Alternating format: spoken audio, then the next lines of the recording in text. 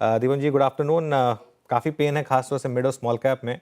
मैं उन सब पर आऊँ, लेकिन उससे पहले एक व्यू जानना चाहूँगा आपका। आज जो केबल एंड वायर स्पेस में हुआ, कई लोगों ने कहा कि ये शायद एशियन पेंट्स मूवमेंट ना हो। क्या ये थोड़ा सा ओवरडन था आज का मूव, या फिर ठीक है और आगे भी और डी रेटिंग हो सकती है इन स्टॉक्स की? अनुज, गुड आफ्टरनून और आपका शो पर इनवाइट करने के लिए बहुत बहुत धन्यवाद। आई थिंक ये थोड़ी ओवर रिएक्शन है। वैसे भी मार्केट का सेंटिमेंट थोड़ा वीक है, और अगर कुछ भी नेगेटिव न्यूज फ्लो आता है कोई भी सेक्टर या स्टॉक के लिए, we are seeing an exaggerated move, और यही हमने देखा है। देखिए, we have to understand from UltraTech उनका एग्जैक्ट स्ट्रेटजी क्या है इसमें। Is it going to be a big splash? Are looking at gaining a lot of market share, या फिर ये एक साइड बिजनेस रहेगा? कई सारे अनआंसर्ड क्वेश्चंस है। लेकिन जो भी प्लेयर्स है, I think they are very well entrenched. उनका बहुत ही बढ़िया ब्रांड है, and they are looking at exports as well. तो आई थिंक ये थोड़ा ओवर रिएक्शन है। I don't think that entry of UltraTech into cables and wires will make so much of a difference on the existing players, क्योंकि मेरे ख्याल से उनके fundamentals काफी स्ट्रांग है, और उनके जो भी कंपेरेटिव मोड्स है, I think they are pretty much secure because of technology, brand and distribution. ये पॉइंट टेकन दीपन जी। एक तो हो गया यहाँ पे आपका केबल एंड वायर सेगमेंट। दूसरी बड़ी स्टोरी थी आज रिस्क वेटेज घटाना आरबीआई द्वारा। ये पिछले, अगर आप एक महीने के अंतराल को देखें, चाहे वो रिस्क वेटेज घटाना, लिक्विडिटी इन्फ्यूजन, रेट कट्स, फिर भी बैंक्स, प्राइवेट बैंक स्टेबल हैं, NBFC are dominating this entire weak phase. आपका इस वक्त टेक क्या है? आई मीन, आप एनबीएफसीज में क्या कर रहे हैं सर इस वक्त? देखिए, हमारा व्यू ग्रेजुअली पॉजिटिव हो रहा है मार्केट पर, एंड बैंक्स एनबीएफसी जो कि कई क्वार्टर से अंडर परफॉर्म कर रहे हैं, I think we may see a change over there, and we may see them outperforming. Bank Nifty पर हमारा व्यू पॉजिटिव है। उसकी वजह यह है कि एक तो RBI is now getting into slightly accommodative policy, यानी कि उन्होंने इंटरेस्ट रेट घटाई है, लिक्विडिटी इंप्रूव कर रहे हैं, रिस्क वेटेजेस कम कर रही है, जिसकी वजह से थोड़ी लिक्विडिटी बढ़ने की वजह से आई थिंक जो नेट इंटरेस्ट मार्जिन पर जो प्रेशर आ रहा था, दैट प्रेशर में ईज स्लाइटली। और मेरे ख्याल से credit growth also should improve because of all the various measures taken, specially the budget.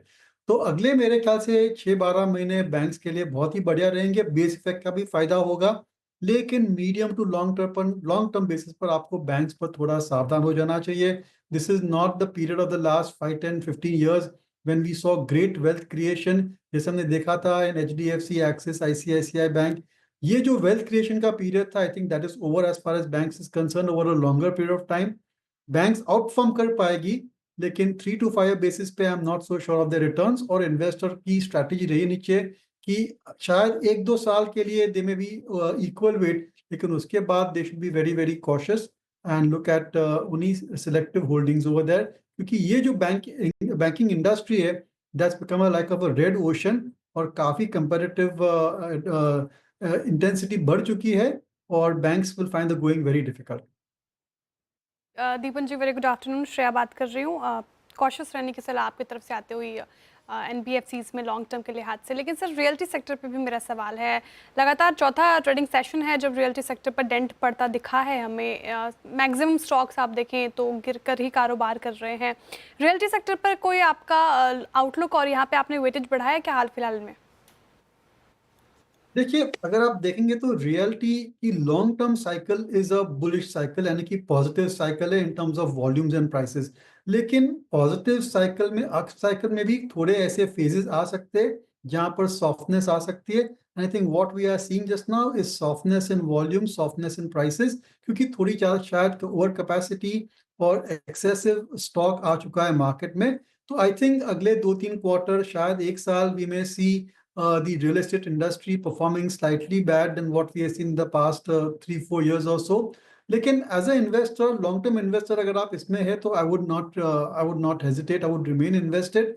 और अगर इस लेवल से रियल एस्टेट स्टॉक्स और थोड़ा घटते हैं, 20-25% यहाँ से और कम होते, then it's a good buying opportunity. क्योंकि हमने देखा था कि एक क्वार्टर पहले जो डिस्काउंट टू ब्रेकअप वैल्यू और नेट एसेट वैल्यू था, that was average about 10-15% in the stocks.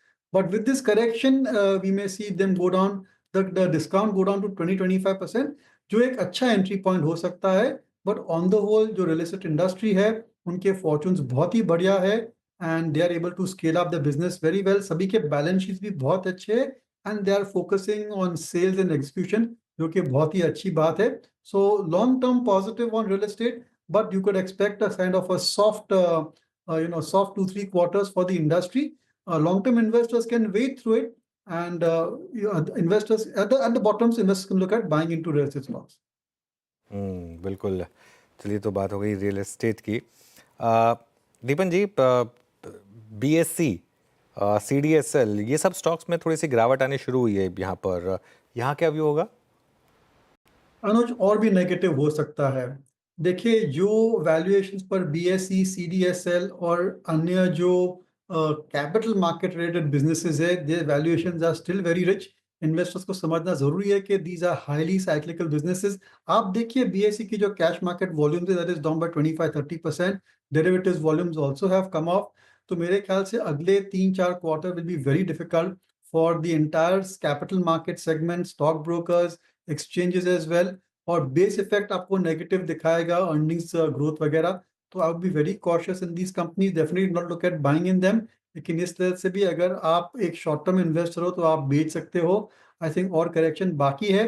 The best time to buy these capital market stocks is when the markets have corrected even further, और listless activity जब दिखती है वो एक अच्छा माहौल रहता है. And just before the revival, I think that's the best entry point. But the valuations at present, I think, are on the expensive side and do not account for the cyclicality which is there in the business. अच्छा, ये हो गया depositories पे और जितने भी stocks capital markets जुड़े हुए हैं. अच्छा Deepan ji, last week Tesla EV policy, इसके चर्चा के बीच में सारे स्टॉक्स टूटे. I mean the strongest of structure, I think M&M, वो भी अपनी निडिमा के नीचे ट्रेड करता हुआ. मारुति की रैली पंचर हुई. 2-3 स्टॉक्स ने अपने आप को अच्छा, अगर आप देखें, प्लेस रखा हुआ था. आपका व्यू क्या है? आपने कुछ इस डाउनस्विंग में बाय किया? व्यू क्या है आपका? और ऑन द कॉन्ट्रेरी, अगर आप इस वक्त देखें तो कॉमर्शियल व्हीकल सेगमेंट में पोस्ट नंबर्स अशोक लीलैंड का बिहेवियर फिर भी काफ़ी स्ट्रॉन्ग रहा है.